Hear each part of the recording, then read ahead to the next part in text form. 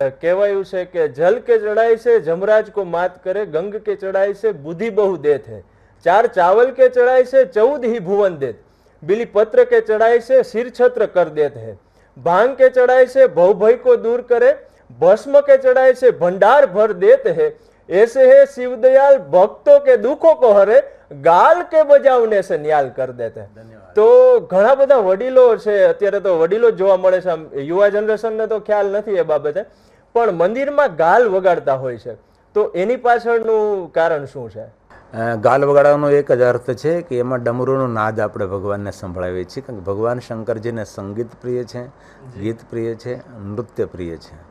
તો એક ડમરૂના નાદ સ્વરૂપે આપણે મુખમાં હવા ભરીને બંને બાજુ આપણે ગાલને વગાડતા હોઈએ છીએ. ભગવાન શંકરજીની આગળ એક સંગીત વગાડવાનો એક ભાવ છે. અને આપ કહો છો તે પ્રમાણે અત્યારે વર્તમાન યુગની અંદર હું જોઉં છું કે વડીલો કરતાં યુવા વર્ગ મહાદેવ તરફ આજે વધારે ખેંચાવા લાગ્યો છે. ભલે ડુપ્લિકેટ તો ડુપ્લિકેટ, પણ જટાસવ વધારવા લાગ્યા છે, એ વાતનો મને ગૌરવ છે. અને એક સમય એવો હતો કોઈ પણ યુવાન દીકરો દાઢી કે મૂછ નહીં રાખતો હતો. આજે કોઈ પણ યુવાન દીકરાને તમે જુઓ તો એને દાઢીને મૂછ હોય. એ ભગવાન શિવજીની ભક્તિનું એક પ્રતીક છે.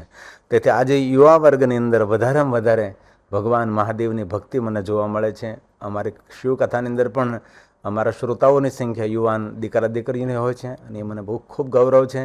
અને માણસે પોતાનું જીવન સાર્થક કરવું હોય તો કોઈ પણ અવસ્થાની અંદર ભગવાન શિવજી ઉપર આસ્થા રાખવાથી આપણી જીવનની દરેક વિકટ પરિસ્થિતિઓ ભગવાન શિવજી આપણી સુધારી શકે છે.